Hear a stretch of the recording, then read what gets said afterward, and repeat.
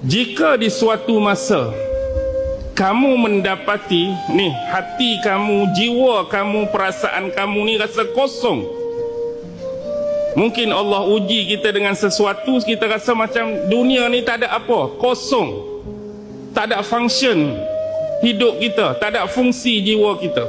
Maka waktu tu nombor satu, kata Imam Ghazali, carilah kembali dan temuilah kembali hati kamu ketika kamu membaca kalam Allah Al-Quran.